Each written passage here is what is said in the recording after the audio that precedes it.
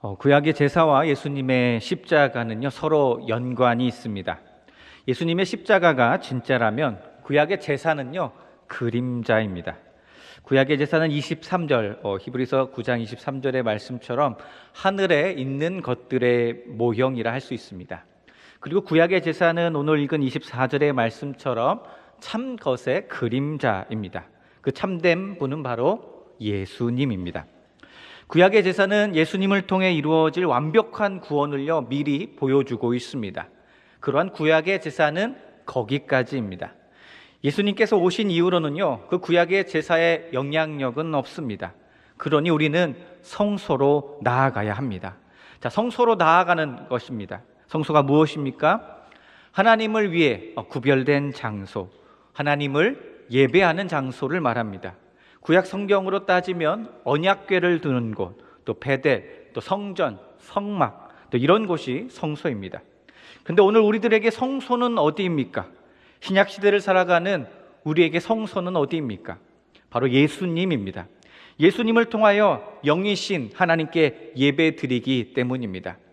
성소는 예수님입니다. 예수님의 몸, 예수 믿는 우리들이 바로 성소입니다. 예수 그리스도께서 오늘 예수 믿는 우리들을 위해서 또 구원을 이루어 주시기 위해서 무엇을 해주셨습니까? 오늘 히브리서 9장 22절은 이렇게 말씀합니다. 율법을 따라 거의 모든 물건이 피로써 정결하게 되나니 피 흘림이 없은즉 사함이 없느니라 라고 말씀합니다. 우리 주님께서 무엇을 해주셨습니까? 우리 주님께서 피 흘려주셨습니다. 왜 피 흘려주셨습니까? 죄 때문에 받아야 하는 그 하나님의 심판을 면하게 하시려고, 피하게 하시려고 피 흘려주셨습니다. 그런데 그 피할 수 있는 기회를 오직 유대인에게만 주셨습니까? 아니요. 모든 사람에게 기회를 주셨습니다. 그 모든 사람에게 기회 주시는 분이 바로 피 흘려주신 예수님입니다. 그래서 우리는 예수님을 믿습니다. 예수님의 피 흘림이 없었다면 사람들은 1년에 한 번씩 죄사함을 얻기 위해 짐승의 피를 대신 흘려야 했을 것입니다. 그것도 1년에 한 번씩 매년 드려야 했을 것입니다. 그러나 그것은 완전한 제사였습니까? 아닙니다. 완전한 제사가 아니었고요, 불완전한 제사였습니다. 그런데요, 죄와 상관이 없으신 예수님이 죄 때문에 십자가에서 피 흘려주신 어린 양 제사는, 이 단 한 번의 희생 제사는 그 진노와 심판을 불완전한 것이 아니라 완전하게 벗어나게 해 주셨습니다. 그래서 예수님께서요, 십자가에서 드려진 이 희생 제사는, 그 예수님의 피 흘리심은 특별한 것입니다. 사형수의 죽음이 아니기 때문입니다. 예수님의 보혈은 능력이기 때문입니다. 인간 대제사장은 자신의 죄 문제도 완벽하게 해결하지 못합니다. 그것이 바로 땅의 성소입니다. 그러나 우리에게 있는 큰 대제사장 예수님은 죄가 없으신 분입니다. 그래서 히브리서 4장 15절의 말씀처럼 우리 예수님은 완벽하고 탁월하고 놀라우신 분이십니다. 인간 대제사장, 또 구약 시대의 대제사장은 무조건 1년에 한 번은 지성소에 들어가야 했습니다. 또 백성들의 죄를 속죄해 주어야 해서 1년에 한 번씩은 꼭 한 번 들어가야 했습니다. 그렇다면 예수님도 매년 꼭 한 번씩은 하나님 앞에 서야 하는 것입니까? 히브리서 9장 25절의 말씀은 이렇게 고백합니다. 대제사장이 해마다 다른 것의 피로써 성소에 들어가는 것 같이 자주 가기를 드리려고 아니하실지니.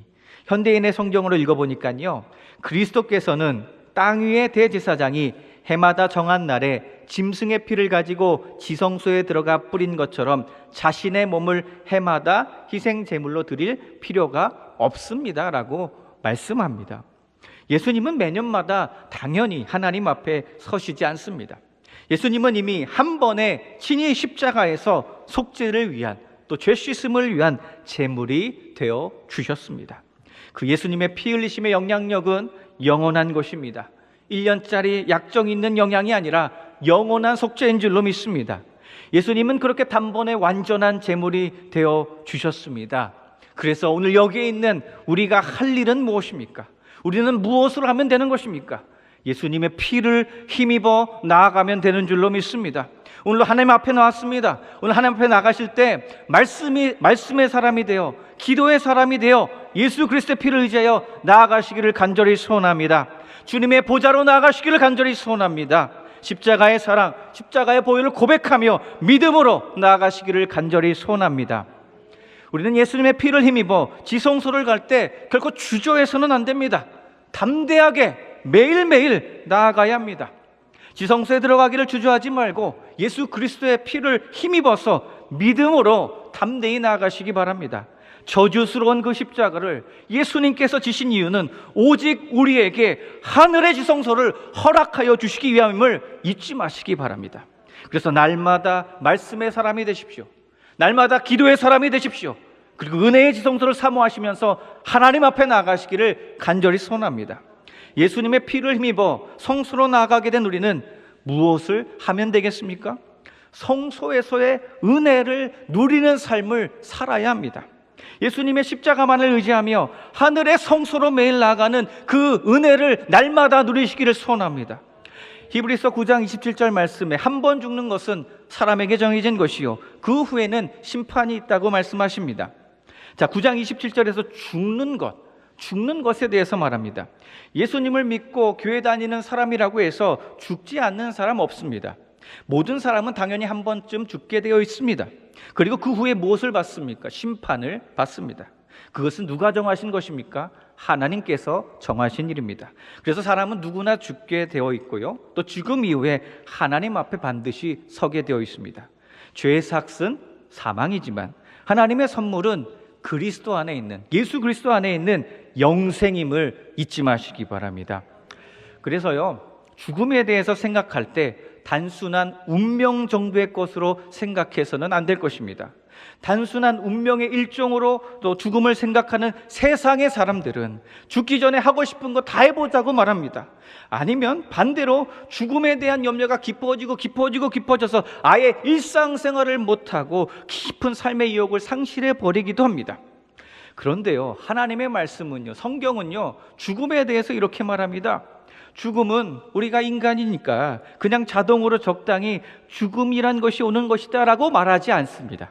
죽음은 하나님의 진노의 표시이며 죽음은 심판의 결과다라고 분명하게 말씀하십니다.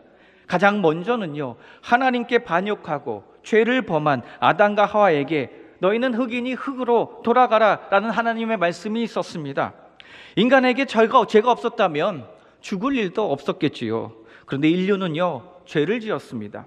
죄가 장성했습니다. 어디까지 이르게 되었습니까? 사망에까지 이르게 되었습니다. 죄의 삭은 무엇이라고요? 사망입니다. 하나님으로 인정하지 않은 것이 바로 죄입니다. 그 죄가 무엇을 가지고 왔다고요? 사망을 가지고 왔습니다. 그래서 죽음은 자연적으로 어쩌다가 생겨난 것이 아닙니다. 원인 없는 현상이 죽음이 아닙니다. 원인이 있습니다. 죽음은 원인 때문에 찾아온 결과, 죽음은 죄라는 원인 때문에 찾아온 결과입니다. 그리고 죽음 이후에는 반드시 심판이 있다는 것입니다. 최후의 심판, 마지막 심판은 예수 그리스도께서 친히 오셔서 구원을 완성시켜 주실 때 이루어진다라고 말씀하셨습니다. 여기 오늘 우리들은요, 이 구원을 이루는 삶을 결코 놓치지 마시기를 간절히 소원합니다. 우리 주님 다시 오십니다. 우리 주님께서 다시 오십니다. 다시 오실 때요, 무력이 아니라 하나님의 말씀의 검과 성령의 능력으로 악한 세력들을 물리치실 것이고 마지막 심판을 하실 것이고 구원을 완성시켜 주십니다. 우리가 할 일이 있습니다. 무엇입니까? 그 하나님을 기대하는 것입니다. 그리고 인내하는 것입니다. 믿음의 경주를 달려가는 것입니다. 어떻게 기대합니까? 어떻게 인내합니까? 말씀의 사람이 되어, 날마다 말씀의 사람이 되어, 날마다 주님 앞에 엎드려 기도의 사람이 되어 다시 오실 예수 그리스도가 소망임을 믿는 믿음을 가지고 인내하며 기대하며 영적인 싸움을 싸워야 될 줄로 믿습니다. 믿음의 경주를 감당하는 것입니다. 죄와 싸우는 것입니다. 물러서는 것이 아닙니다. 예수님께서 십자가에서 피 흘리시기까지 인내하시면서 싸웠던 것을 기억하십시오. 그러면 싸울 수 있습니다. 포기하지 않습니다. 죄와 싸워야 한다는 마음만 결심하는 것이 아니라 끝까지 포기하지 않고 주의 말씀 붙들고 말씀의 사람이 되어 기도의 사람이 되어 끝까지 싸우시기를 간절히 소원합니다. 오늘 이 자리에 왜 나오셨습니까? 영적 싸움을 하기 위해 기도의 자리에 나왔습니다. 왜 영적 싸움합니까? 왜 믿음의 경주 달려야 합니까? 우리는 항상 죽음을 직면하며 살아가는 그런 존재이기 때문입니다. 육체적인 죽음도 당연히 직면합니다. 세월이 흐름을 통해 만나는 죽음, 병이나 사고로 만나는 죽음, 그런 걸 직면할 때가 있습니다. 그리고 우리는 어떤 죽음도 직면합니까? 영적인 죽음도 직면하며 살아가고 있다는 것을 잊지 말아야 합니다. 그래서 우리는 뭘 해야 됩니까? 우리는 늘 깨어서 기도해야 하는 것입니다. 우리는 늘 깨어서 영적 싸움을 해야 합니다. 이 믿음의 경주를 결코 포기해서는 안 될 것입니다. 그리고 하나님과의 관계가 매일매일 멀어지지 않고 가까워지도록 신경 써야 합니다. 그래서 깨어 기도하는 것입니다. 하나님과 분리되지 않도록 힘써야 합니다. 내가 영적으로 쓰러지지 않도록, 내 옆에 있는 믿음의 지체들이 쓰러지지 않도록 중보 기도해야 하는 것입니다. 우린 기억해야 합니다. 영원한 형벌이 있음을 잊지 말아야 합니다.